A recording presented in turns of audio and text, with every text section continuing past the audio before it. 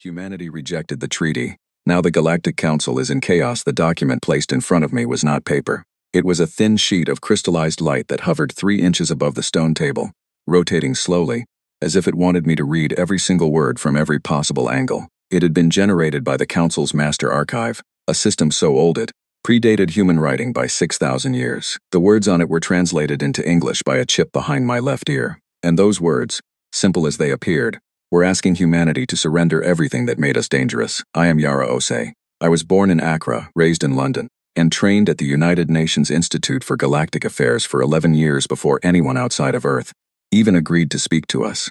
I speak 4 languages and can hold a conversation in 2 more. I have negotiated trade routes with the Vilhari, sat through 12-hour drawn deliberation rituals, and once talked a Keth commander out of firing on a human cargo vessel by explaining the concept of a legal liability waiver. I thought I had seen everything this galaxy could throw at a human diplomat. I had not seen this. The chamber was called the Hall of First Light. It sat inside a carved-out moon that orbited a bronze gas giant in neutral space. The architects, whoever or whatever they were, had designed the ceiling to be a perfect transparent dome, so every delegate could look up and see the gas giant turning slowly above them. Its storms lit orange and red in the distance. 300 delegates sat in curved rows above me like a theater audience. I was on the floor, at the speaking podium, the only human in the room. The Quorum Vale's chief arbiter, a tall being called Cyrith, had just finished reading the treaty terms aloud. His voice was flat and mechanical through the translation chip. He had read those words so many times, to so many species, that they came out of him like a recording. He did not look at me once while he read. The terms were simple, in the way that traps are always simple. Humanity was to decommission 80% of its active warships within 6 Earth years. All artificial intelligence research classified as level 4 or above, which included nearly everything our best minds had been working on for 2 decades, was to be placed under Council supervision indefinitely. A cultural sovereignty review board, composed of 7 Council-approved species, would assess Earth's social and political structures every 50 years and hold the right to recommend corrective measures. In exchange, we would receive full membership, full trade access, and the protection of the Galactic Sovereignty Treaty. Protection. That word sat in my chest like a stone. Every species in that room had signed this document. Some of them had signed it 200 years ago. Some had signed it last decade. The drawn delegate, a quiet 4-armed being named Keleth, had signed just 4 years prior. He was sitting in the second row, and when Cyrith finished reading, Keleth looked at me with eyes that held something I did not understand at the time. I understand it now. He was watching to see if I would do what he had not been able to do. Cyrith looked down at me from his elevated seat and said, in that flat recorded voice, that the Council was prepared to receive humanity's formal acceptance. I said I needed time to consult my government. The room did not react the way a human room would have reacted. There was no laughter. There were no gasps. What happened was stranger. Every delegate in the chamber simply turned and looked at one another, as if confirming that they had all heard the same thing. Then Cyrith looked at me again, and for the first time, there was something alive in his expression. He told me that no species in the history of the Council had ever requested a consultation period. I told him that humanity was not every species. I was given 18 hours. The Council granted it not out of respect, but because they had no legal mechanism to refuse a delegate's request. Government consultation. It was in their own charter, buried under 4 centuries of dust. I had found it during my 3rd year of training, and I had never forgotten it. I went back to my quarters, a small room adjacent to the chamber, barely large enough for a cot and a communication console, and I opened a secured line to Earth Command. It was late evening in Geneva. The UN Security Council had been standing by for 6 hours. When my face appeared on their screens, every person in that room went quiet. I read them the treaty terms, word by word, without adding anything of my own. Then I waited. What followed was 18 hours of the most intense political debate Earth had conducted since the climate agreements of 2041. I watched it on a secondary screen, eating food from a sealed ration pack, while the gas giant turned slowly outside my window. Representatives argued. Ministers stood and stood again. Legal scholars were pulled from sleep and placed in front of cameras. I watched my planet try to make the most important decision it had ever been asked to make. They voted at 6:14 in the morning, Geneva time. 11 in favor of rejection, 4 abstentions, 0 in favor of signing. When the result appeared on my screen, I sat very still for a moment. Then I stood up, straightened my jacket, the dark blue one with the small Ghanaian skente strip sewn into the collar, which my mother had sent with me, and I walked back into the Hall of First Light. 300 delegates watched me cross the floor and approach the podium. The crystallized document was still there, still rotating, still waiting. Cyrith looked down at me with that careful, controlled expression. I told him that after full democratic consultation with the elected government of Earth, humanity had decided to decline the treaty. The silence lasted 11 seconds. I counted every one of them. Then the room broke apart. Not violently, not with anger at first. It was something more unsettling than anger. It was confusion. 300 of the most powerful political minds in the known galaxy simply did not know what to do. Because this had never happened before. Voices rose in at least 9 different languages through my translation chip, all layering over one another into a wall of noise. Cyrith raised his hand 3 times before anyone quieted. Even then, the silence was thin and restless. He asked me to confirm that I understood the consequences of refusal. I told him that humanity was fully aware of the potential consequences, and that we were prepared to discuss any of them in a formal session. He asked me if Earth wished to submit a counterproposal. I told him we would take that under advisement. I turned and walked back toward the exit. Behind me, the Hall of First Light was already fragmenting into 100 separate conversations, each one louder than the last. I did not look back. I had been told my entire career that the most powerful thing a diplomat could do was walk into a room. Standing at the doorway of that moon-carved chamber, I learned something better. The most powerful thing a diplomat can do is walk out of one. I stood at that podium, and for the first time since I had arrived in that room full of beings who had been making galactic law before humans had iron tools, I realized something that none of them had counted on. We were not afraid of them.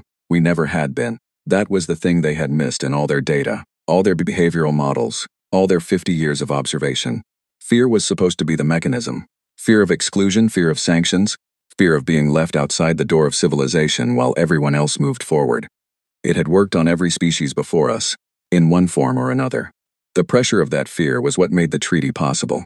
But humans had spent our entire history being afraid of one another, being afraid of our own planet, being afraid of diseases and disasters and the dark.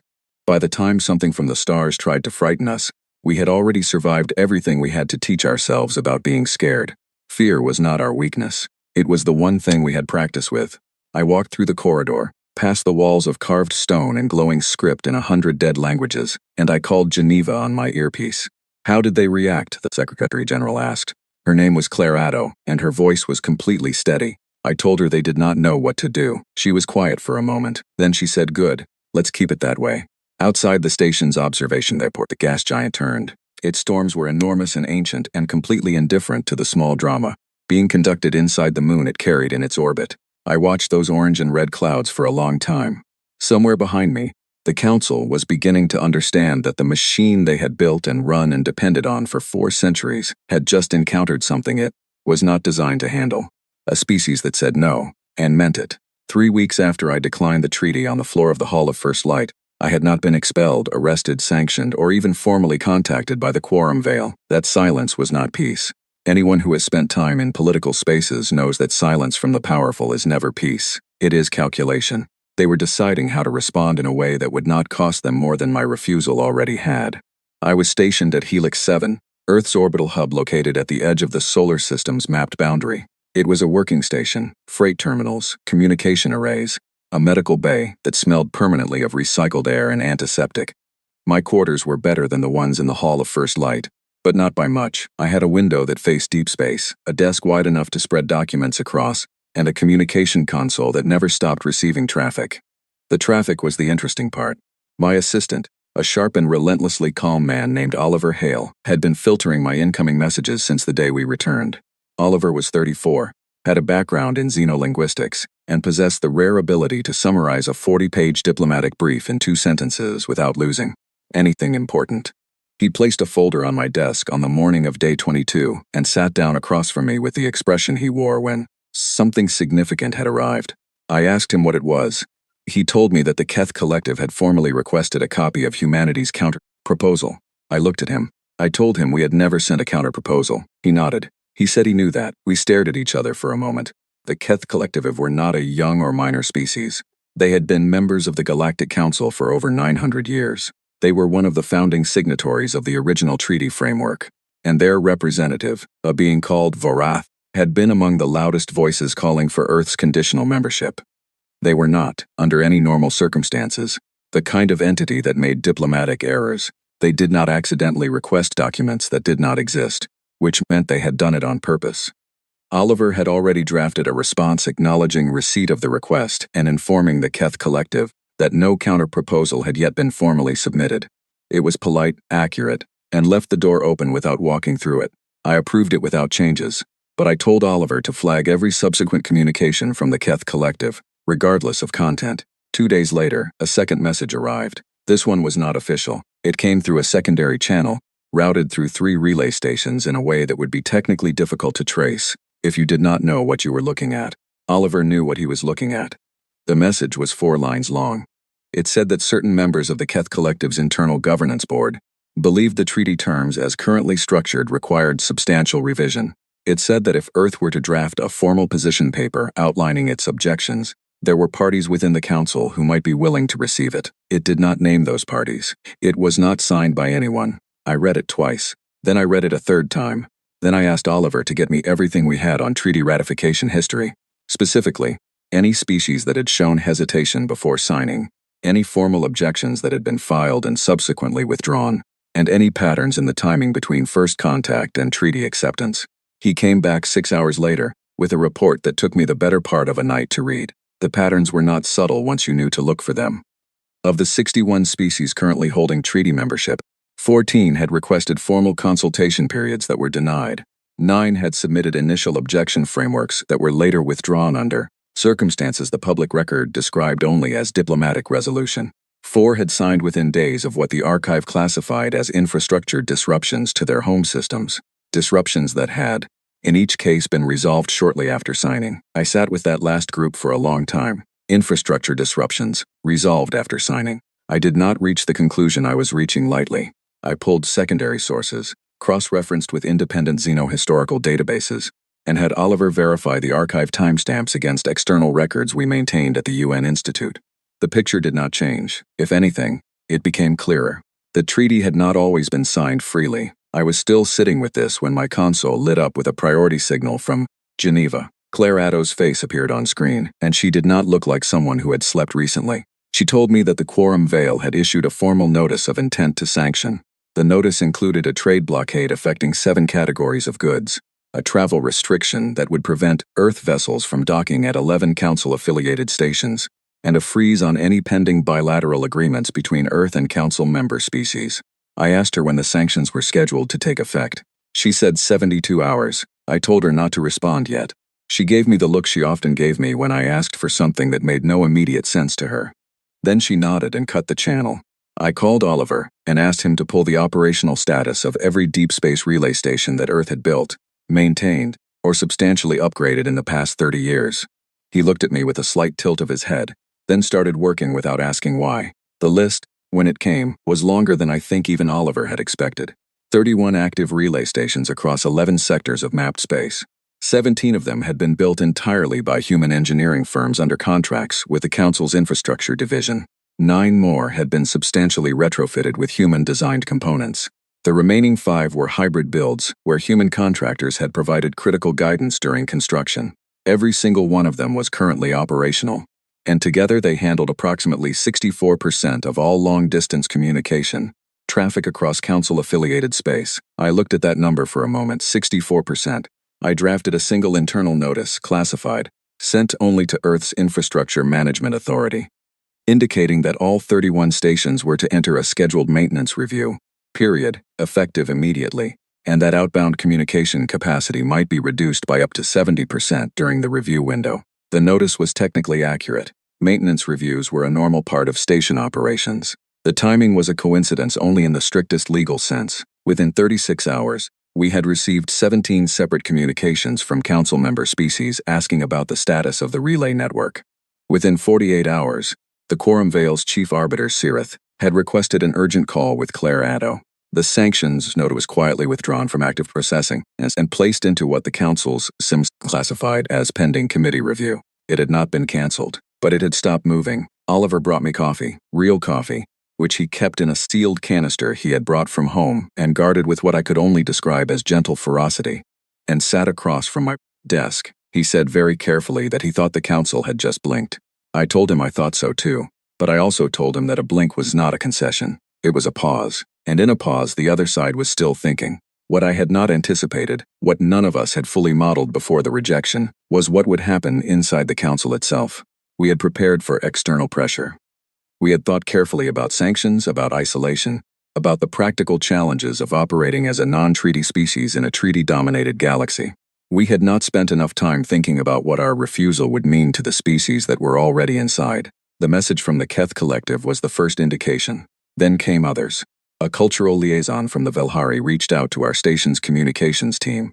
Not through official channels, but through a personal contact Oliver had maintained from his previous posting. The Velhari liaison did not say much. She said that certain conversations were happening at a level she was not authorized to describe, and that if Earth had any interest in the outcome of those conversations, it might be worth being available for informal contact in the coming weeks. Then a trade coordinator from the Dran homeworld sent an inquiry about Earth's position on intellectual property protections in AI research, a question that, on its surface, looked like a routine commercial inquiry, and below the surface, looked like nothing of the sort. I pieced it together slowly, then all at once. We had assumed that our refusal would isolate us. We had prepared to be alone out here, operating without the protections or the trade benefits that came with treaty membership. What we had not fully understood was that our refusal had not just threatened the Council's authority. It had given something to the species already inside, something they had not had before, a proof of concept. For 900 years, the treaty had functioned on the assumption that there was no alternative. You joined, or you were outside. There was no third option. No one had demonstrated that a species could refuse and continue to function, and the absence of that demonstration was itself a form of control. If no one has ever done the thing you are afraid to do, the fear becomes structural. It becomes the shape of the world. We had done the thing. And now, very quietly, from relay stations and trade offices and private communication channels scattered across a dozen star systems, other voices were beginning to ask the question that our refusal had made possible to ask. What if there was another way? I did not know yet what the answer to that question looked like. I did not know if the conversations happening in those quiet back channels would ever become something we could point to and call progress. But I knew this. The Council had spent 72 hours preparing sanctions designed to pressure us into compliance. Instead, they had spent those same 72 hours discovering that their own infrastructure, the physical scaffolding of their civilization, ran on systems that humans built and humans maintained and humans understood better than anyone else. They had built a galaxy, and somewhere along the way, without anyone quite deciding it should happen, they had built it with our hands. Cyrith had told me, during our first meeting, that humanity was being offered a generous opportunity, that the treaty represented everything a young species could want: safety, inclusion, the accumulated wisdom of a civilization far older and more advanced than our own. I had been polite. I had listened. I had not said what I was thinking, which was this: that any opportunity which required us to stop being what we were in order to receive it was not an opportunity at all. It was a transaction, dressed up in the language of welcome. Oliver refilled his coffee and asked me what came next. I told him I needed to make a list, not of enemies, not of allies, not yet. Questions, the kind that if asked publicly in the right room, with the right documentation behind them, would make it very difficult for anyone to pretend the answers did not matter. He opened his notes and waited. Outside the station window, the stars were the same as they had always been, silent, ancient, and completely unimpressed by any of our politics. But somewhere out there, in the ships and stations and quiet offices of 100 worlds, something had shifted. A gear had moved that no one had moved in a very long time. I had not come here to start a fire, but I had brought something with me that turned out to be more useful than fire: the ability to ask, clearly and without apology, why a thing was the way it was. And once that question is in the air, it is very hard to make it go away. The station was called Waypoint Dune, and it did not appear on any of the Council's primary navigation charts. That was not an accident. It sat at the edge of what cartographers called the outer margin, a loose cluster of systems that were technically mapped but practically ignored, because they held no resources the Council considered worth managing. The station itself had been built by a small trading consortium 400 years ago, had changed hands 6 times, and currently operated as a neutral transit point for freight vessels that preferred not to file detailed route documentation. In other words, it was exactly the kind of place where a meeting could happen without technically happening. I arrived on a cargo vessel called the Halden's Cross, traveling under a commercial transit permit registered to an Earth-based logistics company that Oliver had quietly incorporated 3 weeks prior. The permit was completely legal. The purpose of travel was listed as freight coordination. Neither of those things was technically false. Oliver was with me. So was a woman named Grace Burrell, who was the UN Institute's leading expert on galactic treaty law, and who had spent the past 18 years studying the Council's legal architecture with the same intensity that other people devoted to fine art or competitive sport. Grace was 47, wore her hair pulled back so tightly it looked almost architectural, and spoke about legal clauses with the kind of affection most people reserved for old friends. She was also, in my experience, the sharpest mind in any room she entered, and she never let anyone know it until the moment it mattered most. The other delegates arrived across a span of 4 days, in twos and singles, on vessels with different registrations and different stated purposes. None of them were supposed to be there. That was the point. The Velhari delegate was a woman named Setha. She was older than I had expected from the briefings. Her face showed the ridged aging patterns that indicated she was well past her species' equivalent of middle age, and she moved with the careful deliberateness of someone who had learned to be cautious in every room she entered. We met in a narrow observation lounge on Dune's upper level, and she sat across from me with her hands folded and said, before I could offer any kind of preamble, that she needed me to understand something clearly. She told me that her species had signed the treaty under conditions that were not freely chosen. She did not elaborate on what those conditions were. She said that she had been waiting for 11 years for an opportunity like this one, and that she was not here because she trusted the process. She was here because she had run out of other options. I told her I appreciated her honesty. She said she was not finished. She told me that if this meeting produced nothing, if it was simply humans gathering intelligence while appearing to build solidarity, she would know, and the Velhari would quietly remove their support from every Earth-linked trade initiative currently in negotiation. She said it the way people say things they have rehearsed many times in private, and the way they say them when they mean every word. I told her that I had not come here to collect information. I had come here because I believed the treaty, as structured, was not what it claimed to be, and that fixing it required more voices than one species could provide. She looked at me for a long moment. Then she nodded once and sat back. The drawn delegate was a younger being named Peleth, different from Keleth, the delegate I had seen in the chamber. Peleth was from the Drawn Scientific Governance Board, and they had brought a briefcase that turned out to contain 6 years of documentation regarding the Council's suppression of Drawn research into neural net computing systems. The documentation was meticulous. It covered formal objections, Council responses, and the specific language used in each rejection notice. Every document was dated, cross-referenced, and formatted in a way that was clearly designed to be submitted to some kind of formal proceeding. I asked Peleth who the documentation had originally been prepared for.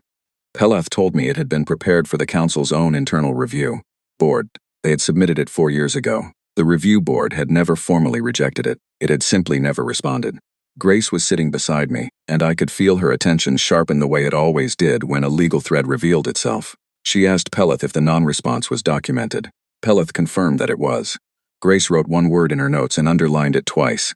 I did not read what the word was, but I had a good guess. The Keth representative arrived last. He was not Vorath, the senior Keth delegate from the Council chamber. He was someone lower in the hierarchy, a coordination officer named Desh, and he made clear from the first moment that his presence here was not officially sanctioned by the Keth Collective's leadership. He was here as what he called a concerned individual. He also made clear that certain members of the Collective's governing board were aware of his presence here and had chosen not to prevent it, which was a form of authorization that any diplomat would recognize without requiring further explanation. Desh was quieter than the others. He listened more than he spoke, but when he did speak, the information he brought was substantial. He told us that the Council's enforcement mechanism, the Quorum Veil, had been conducting what he called informal compliance conversations with at least 30 member species in the past 18 months. These were not formal proceedings. They were private meetings at which Veil representative discussed the importance of treaty commitment, expressed concern about any species that appeared to be drifting toward independent policy positions, and reminded the relevant parties of what the treaty provided, and what it could be made to withhold. Setha made a quiet sound when Desh said that. It was not a word, exactly, but it held a great deal of meaning. I let the room sit with that for a moment before I spoke. I told them that I had not arranged this meeting to propose a new alliance. I was not here to ask anyone to leave the treaty, or to take any action that would expose them to direct consequences before they were ready to accept those consequences. I understood the position each of them was in, and I had no interest in moving faster than the facts supported. What I was here to propose was a legal mechanism, one that already existed, one that the Council had built into its own charter at the time of founding, Almost certainly because the founding members had imagined they might one day need to use it against one another, and which had therefore been made available to all members in equal measure. Grace opened her briefcase and placed 3 printed copies of a document on the table. She had prepared it over the previous 2 weeks, with the kind of focus that I had once seen her describe as her natural state. It was a formal demand for a transparency audit, a full public review of treaty enforcement history, covering ratification records, compliance actions, and the documented circumstances of membership for every species currently in the Council. The charter provision authorizing such an audit was in Section 14, Article 7, Clause 3. It had been written 412 years ago. It had never been invoked. To trigger it required a minimum of 8 co-signatory species, and the audit demand had to be submitted through the Council's own formal documentation system, which meant it could not be quietly buried. It would enter the public record at the moment of submission. I told them that Earth would submit this audit demand. We had the legal standing to initiate the process. What we did not have, and what we were asking for, was co-signatories. The room went quiet. Peleth picked up one of the printed copies and read through it. Desh looked at his own copy without touching it. Setha looked at me. She asked me if I understood what submitting this document would mean. Not for Earth. For them, for species that were already inside the treaty and had in most cases been inside it for generations. I told her I understood. I told her it was exactly why I had been honest with them about what the document was and what it would do, and why I had not dressed it in diplomatic language that obscured its meaning. The audit, if triggered, would make public the full history of how the treaty had been enforced. That meant the coercions, if they existed in the record, would become visible. It also meant the species who had been coerced would become visible, and the species doing the coercing. That was not a comfortable thing. It was not meant to be. Setha was quiet for a long time. Then she asked me a question I had not expected. She asked me why humans had not simply agreed to the treaty and worked to change it from inside, the way every other species who had doubts had eventually chosen to do. I thought about it before I answered, not because I did not know the answer, but because I wanted to give her the honest one rather than the easy one. I told her that we had looked at what working to change it from inside had produced for the species who had tried it. We had read those histories carefully. We had seen what happened to the objections that were filed and never answered, to the reform proposals that were accepted into committee and never emerged, to the species that had signed with doubts and discovered, over the decades that followed, that the structure of the treaty made it very difficult to be heard once you were already part of the system. I told her that humans had a long history of working within systems. We also had a long history of recognizing the moment when a system was not designed to change from within, when the mechanisms for reform were built to look functional without actually being so.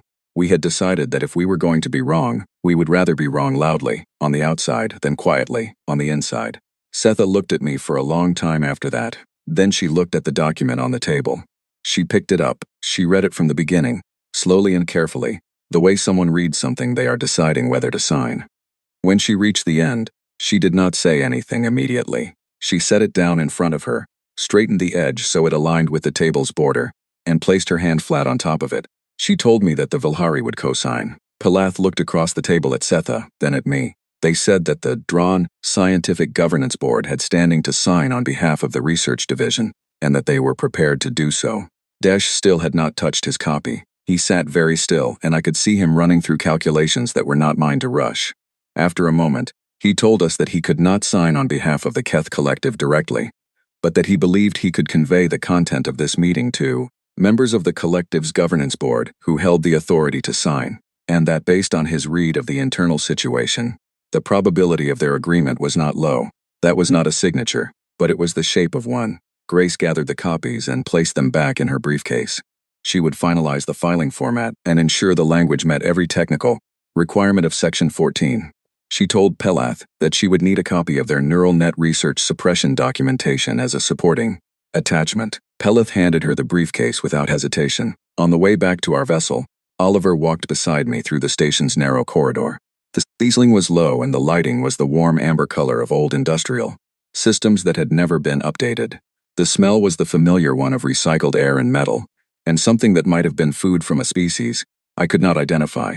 Oliver said very quietly that the Vilhari delegate had looked at me differently at the end than she had at the beginning. I asked him how she had looked at me at the beginning. He said like someone waiting to be disappointed. I asked him how she had looked at me at the end. He thought about it for a moment. Then he said like someone who had not been outside Waypoint Dunes observation port. The stars were far and cold and numerous. Somewhere beyond them was a hall of first light, and a rotating crystallized document. And 300 delegates who had not yet realized that the meeting they should have been worried about was not the one that had happened in their chamber. It was the one that had just happened out here, in the dark, in a station that did not appear on their maps. 6 months after I declined the treaty on the floor of the Hall of First Light, I walked back into that chamber. This time I was not alone. 2 seats had been added to the floor level, one for Oliver, one for Grace. The chamber did not look different. The dome still framed the gas giant above us. Cyrus still sat at the elevated center position. The rows of delegates still curved above us like a theater audience. But the room felt different. The kind of different you feel in your chest before you can name it. Like the pressure before a storm that has already started somewhere else and is only now arriving. The audit demand had been submitted 43 days earlier. It had entered the Council's formal documentation system at 09:14 station time on a Tuesday, filed through a certified channel that automatically generated a public record timestamp. The moment it landed, every Council system that processed incoming documents had to acknowledge it. There was no mechanism for quiet disposal. Section 14 was explicit. A co-signatory audit demand was a matter of public record from the instant of submission. By the time we had 11 co-signatories, the Keth Collective's governance board had delivered 4 signatures in the end, not one. The document was already being discussed on 17 independent media networks that served non-council species. Cyrus had called this emergency session. I had not requested it, he had. That told me everything I needed to know about which side of this moment was uncomfortable. He opened the session with the kind of formal language that old institutions use when they want to appear composed while everything around them is shifting. He acknowledged the submission of the audit demand. He acknowledged that it met the technical requirements of Section 14. He told the chamber that the Council's legal division had conducted a full review of the document and was prepared to present its findings. The Council's legal representative was a being named Orith, from a species called the Soon, who had held the legal division position for 60 years and who was widely considered to be one of the most precise legal minds in the Council's history. Orith stood, adjusted the screen in front of their station, and began speaking in the careful, measured tone of someone delivering a verdict they have checked 7 times. Orith told the chamber that the audit demand was legally valid. The sound that moved through the chamber was not loud.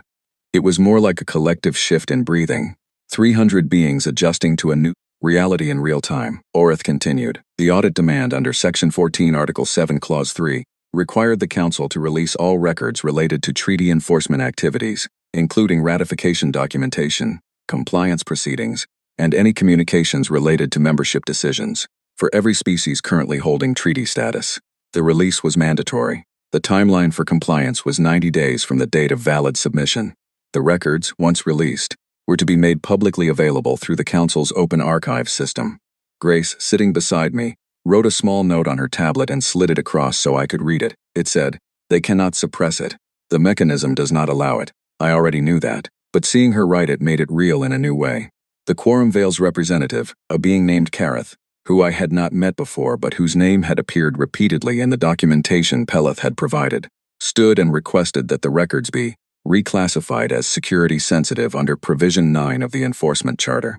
Provision 9 allowed the Vale to classify enforcement-related materials when their release would constitute a demonstrable threat to member species security. Grace was already on her feet before Kareth finished the sentence. She told the chamber that Provision 9 had a specific and narrow application scope.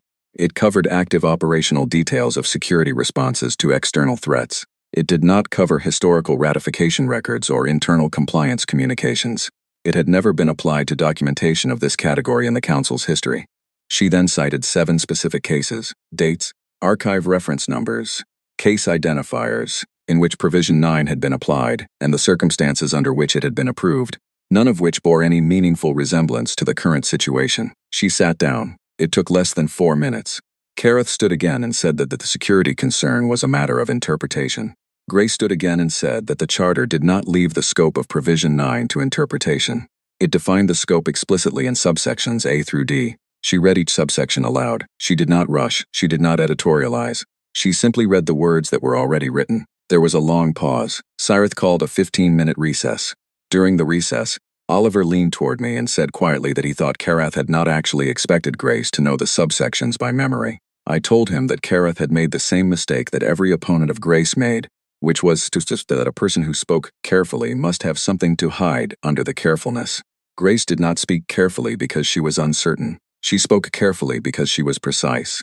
When the session resumed, Cyrith announced that the Provision 9 reclassification request had been declined by the legal division. The audit would proceed on the established timeline. What happened next was something I had hoped for but not counted on. The delegate from a species called the Marak, a quiet, insular species that had been council members for 200 years and had never, in any session I had read transcripts of, spoken without being addressed first, stood up without being called upon. Their delegate's name was Terash. She was small, and the amplification system had to adjust when she began speaking, because her voice was naturally lower than the room standard. Calibration. She said that the Marak wished to formally register their support for the full and unobstructed release of the audit records. She said that the Marak had questions about certain aspects of their own ratification history that had never been satisfactorily answered, and that they believed the audit process was the appropriate mechanism for seeking those answers. Then she sat down. No one had expected that. I had certainly not expected it. Oliver, to his credit, did not visibly react, but under the table I felt him shift in his seat. After a moment, the drawn delegate, Kalath, the one I had seen in the chamber on my first visit, the one who had watched me with that careful expression, stood as well. He said that the drawn supported the audit without reservation, and that the documentation package, submitted by their scientific governance board as an attachment to the original demand, should be considered part of the official record. Cyrith acknowledged both statements. Then something happened that none of our models had predicted. Two of the founding species, the Soon and a species called the Var, publicly diverged. The Soon's senior delegate stood and said that their species believed the audit process was consistent with the values of transparency and accountability that the treaty was founded upon, and that they supported it proceeding without interference. The Vor's delegate stood immediately after, and said that the audit represented an unprecedented intrusion into the sovereign operations of the Council's enforcement mechanisms, and that the Vor would be filing a formal objection to its scope. The room went quiet in a different way than it had before. The previous silences had been the quiet of confusion. This one was the quiet of people watching a crack appear in something they had always treated as solid. The Soon and the Vaur were not small members. They were not peripheral voices. They were two of the 7 original founding species. Their public disagreement, on the floor, in session, on the record, was the kind of thing that did not happen in that chamber, or had not, before today. I did not allow myself to react visibly, but I felt it move through me, that particular kind of energy that you feel when a moment becomes larger than you planned it to be. Not relief, not triumph, something quieter and more serious, the feeling of watching a lever actually move. After the session ended, Cyrith asked to meet with me privately. We sat in a small room off the main corridor, just the two of us, and for the first time I saw him without the formal posture of the chamber. He looked older. Not physically, his species' aging was different from ours, but in some other way. Tired, perhaps. He told me without preamble that in 600 years of council history, no species had made the council this uncomfortable without taking any direct action against it. I told him that we had not taken direct action against anything. We had used the council's own mechanisms, on the council's own terms, within the council's own legal framework. He looked at me for a moment. Then he said that he was aware of that. He said that was precisely what made it uncomfortable. He asked me what Earth ultimately wanted. Not the procedural objective, what we actually wanted from this. I told him that we wanted a galactic framework that was honest about what it was, one that did not promise inclusion while practicing coercion, one that allowed species to participate on terms they had genuinely chosen, one that had reform mechanisms that actually functioned. He asked if Earth would be willing to stop the audit in exchange for a negotiated revision process. I told him the audit was not mine to stop. It had 11 co-signatories and was now a matter of public record. The only thing that could change the audit's outcome was transparency, and the only thing that could produce a genuine revision process was the record the audit was going to create. He was quiet for a while. Then he stood and straightened his robe and told me that the council would cooperate with the audit process. He said it the way people say things they have decided to accept, rather than things they have decided to want. I thanked him and left. Outside the chamber, Oliver was waiting. He handed me a communication summary, the council's public statement approving the audit had already triggered responses from 43 non-treaty species, most of them expressing a range of reactions from cautious interest to open relief. Humanity's approval rating among non-member species had reached 74%. Grace caught up with us in the corridor, her briefcase over her shoulder and the precise expression she wore when she had something to add. She told me that Kareth, the Quorum Vale representative, had filed a personal objection to the audit through a sub-channel she almost hadn't caught. It was technically within their rights under council rules. But the sub-channel Kareth had used was one that required the filing to be copied automatically to the Soon's legal division. A procedural link that Kareth had apparently not realized was still active from a charter amendment made 220 years ago. The Soon's legal division had now received a copy of every private objection the Vale had attempted to file since the audit demand was submitted. I looked at her. I asked her if she had known about that automatic copy link before today. She told me that she had. She said she had included it in her background notes on Section 14 during preparation. She had wondered if it would become relevant. I asked her how long ago she had included it. She told me it had been in her original research from the first week. She had thought it was a minor footnote at the time. Oliver made a quiet sound that was not quite a laugh. I told Grace that minor footnotes had a long history of becoming important. She agreed, with the kind of modesty that people who are excellent at their work often use to describe the moments when their excellence becomes visible. We walked back through the corridor of the Hall of First Light, past the carved walls and the glowing script in dead languages, and I thought about what Sirith had said. 600 years. No species had made the council this uncomfortable without taking direct action. Without weapons, without threats, without armies. Just a rejection, a list of questions, a legal clause that no one had used in 4 centuries. A group of beings in a quiet station at the edge of map space who had decided they were tired of being the only ones who thought something was wrong, and a footnote that turned out to matter. The audit results were released on a morning I spent entirely at my desk at Helix 7, with Oliver on one side and Grace on the other, and a communications console that had not stopped receiving traffic for 48 hours straight. The Council's open archive system published the records in batches, starting at midnight station time and continuing through the morning, each batch covering a different period of the Council's enforcement history. By the time the last batch arrived, we had 4,200 pages of documentation, cross-indexed and time-stamped, covering 4 centuries of treaty ratification. Grace had been reading since the first batch landed. She had barely moved. At some point, Oliver had placed a cup of something warm beside her, and she had drunk it without looking up from her screen. I had been reading too, but I was also managing the incoming communications, from co-signatories, from council member species who had gone quiet in the weeks preceding the release, from non-member species who had been watching the proceedings from outside, and from Earth, where Claire Addo had been awake since before the first batch arrived. When Grace finally looked up from her screen, it was mid-morning. She was quiet for a moment, in the way she was quiet when she was organizing something large into a shape that could be communicated. Then she told me the number. 34 species had ratification records that showed clear indicators of coercion, pressure, or material misrepresentation during their treaty accession process, not suspected, not inferred, documented. Communications between Quorum Vale representatives and the relevant species governments in the period immediately before signing. Infrastructure events that coincided with negotiation phases. Formal objections that had been logged in the system and then reclassified in ways that had removed them from the main record without deleting them from the archive. The archive had not lied. It had simply been organized in a way that made the truth hard to find, unless you knew what you were looking for and had the time and the authority to look. 30 for species, she said again. Over 400 years. Many of them had signed believing they were the only ones who had doubts.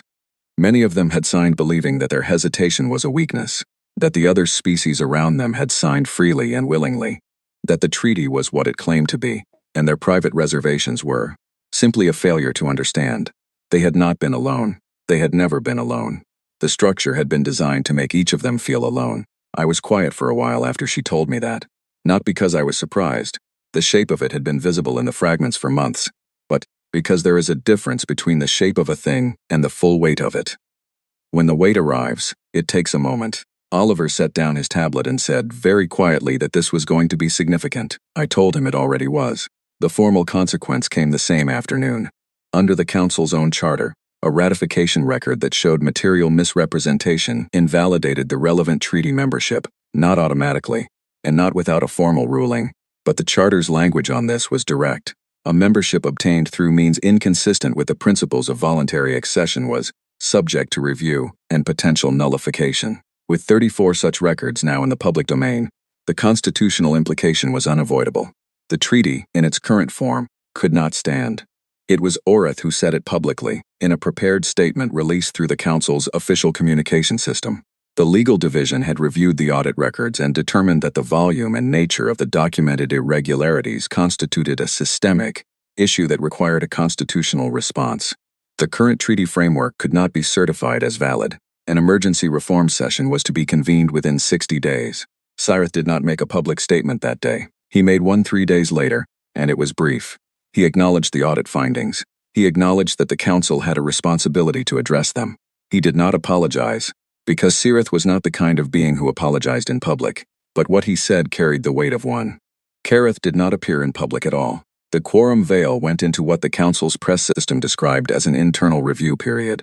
The private objection filings that had been accidentally copied to the soon legal division became a separate matter of proceeding that was, by the time I left for Earth, still ongoing. The VOR, who had filed the public objection to the audit in the session 6 weeks prior, were very quiet. Their delegate submitted a brief statement saying they would participate constructively in the reform process. That was all. The Merak sent a personal communication to my console. It was from Tarash, the delegate who had stood in the chamber without being called upon. She said that her species now had the answers to the questions about their ratification and that had gone unanswered for 140 years. She said that she did not know yet what her species would do with those answers, but that having them was something she had not believed would be possible in her lifetime. She thanked me, not for winning anything. She was careful about that, in a way that told me she understood the complexity of what came next better than most. She thanked me for making a question speakable. I read that message 4 times. On the 23rd day after the audit release, I received a formal invitation. It came through the council's official diplomatic channel, addressed to the government of Earth, and it was signed by the Soon, the Velhari, the Drawn, the Keth Collective, the Merak, and 9 additional species who had been part of the audit's co-signatory group or had contacted us through back channels in the months preceding it. The invitation was to participate in the drafting of a new framework, a replacement for the treaty that the audit had effectively dismantled. They were calling it the New Compact. I brought the invitation to Claire Addo on a secure channel, and she read it in full without speaking. When she finished, she asked me what I thought. I told her that we should accept, and that we should accept on our own terms. She asked me what terms. I told her 3. First, the new compact had to be ratified by every species through a fully transparent process, with public documentation of all negotiations and a formal right to decline without consequence. Second, each signatory had to hold the right to formally renegotiate their terms every 25 years, through a process accessible to any member without requiring a supermajority to initiate. Third, the enforcement mechanism, whatever replaced the quorum veil, had to include independent oversight with representation from non-council species, and its records had to be publicly available by default. Claire was quiet for a moment. Then she said that those were not small demands. I told her they were the minimum conditions for a framework that was actually what it claimed to be. She smiled in the way she smiled when she agreed with something she had not yet said out loud. She told me to accept the invitation. The drafting session was held over 12 weeks, at a neutral station in a system that the participating species agreed upon jointly. It was not glamorous. It was long, detailed, frequently tedious work, the kind of legal architecture construction that requires patience with precision, the ability to hold large structures and small details in mind at the same time, and a tolerance for disagreement that is going to resolve eventually if you do not force it to resolve prematurely. Grace was in her element. She was in those sessions for 10 and 12 hours at a stretch, arguing over clause structure and definition scope with the same intensity that I imagined she brought to everything. She made enemies and friends in equal measure, and the friends were the ones who realized that when Grace pushed back on their language, it was because the language had a gap that would cause problems later, and that Grace was the best possible person to find that gap before it became a crisis. Setha, the Velhari delegate from Waypoint Dune, was there. So was Peleth. Desh from the Keth Collective came for the final 3 weeks, and signed on behalf of the full governance board with a formality that was unmistakably deliberate, a statement that this was not a casual gesture. On the 91st day, the new compact's first draft was complete. I went home. It was the first time I had been back in 14 months, and my mother had made food that I ate at the kitchen table, while the compact's ratification ceremony played on a screen in the next room. The ceremony was being covered by 17 independent news networks. 31 species signed in the first month. The signing was public, documented in full, and each signature was accompanied by a brief statement from the signing species representative, explaining what the compact meant to them. I watched parts of it while I ate. I watched Tarash of the Merak sign, and I watched her make a statement that was short and direct and said, In essence, that her species had been part of the galactic community for 200 years, and had never before felt that the framework governing that community had been genuinely built with them rather than for them. My mother asked me what was happening on the screen. I told her the galaxy was having a meeting. She made a sound that indicated she had heard this kind of answer from me before, and was not especially satisfied with it. She asked me what kind of meeting. I told her it was the kind where something gets decided. Not loudly and not quickly, but actually decided in a way that would hold. She put more food on my plate without asking and told me that was the best kind. 3 weeks after I returned home, I received a formal request from the drafting committee to serve as the new compact's first independent oversight chair. The role was to be a 3-year initial term, renewable, and the chair's responsibility was to ensure that the compact's transparency and review mechanisms functioned as designed. To be, in essence, the person who held the structure accountable to itself. I accepted. My first act as chair was to appoint co-chairs. I appointed Setha of the Velhari. I appointed Peleth of the Drawn. I appointed a Keth governance board member who had been among the first to contact us through back channels, a thoughtful and meticulous being named Vess, who had spent 20 years watching the old system from the inside and who knew, better than most, exactly which mechanisms needed the most careful watching. The 4 of us met for the first time in the oversight office, a new space, not in the Hall of First Light, but in a purpose-built facility on a station that no single species owned. The office had large windows. The view was not a gas giant. It was open space, which I found I preferred. Oliver came with me as my chief aide. He had been offered 3 other positions in the months since the audit, all of them more prestigious in the traditional sense, and he had declined all of them. He told me he was not finished with this particular work yet. I did not argue with him, because I was not finished with it either. Grace went back to the UN Institute, where she immediately began teaching a due course on treaty law, using the audit documentation as primary source material. She sent me the course outline and I read it with considerable satisfaction. It was exactly the kind of thing that, if it had existed 20 years earlier, would have made everything we had done come more naturally to someone in my position. I told her so. She said that was precisely the point. On my second day in the oversight office, I sat at the window for a while and thought about the Hall of First Light, the rotating document, the 11 seconds of silence, Cyrith's controlled expression and what lived under it. I thought about Setha telling me she had not believed this would be possible in her lifetime, and Tarash thanking me for making a question speakable, and Peleth handing Grace a briefcase of 6 years of documentation without hesitation, because they had been carrying it for so long and had needed somewhere to put it.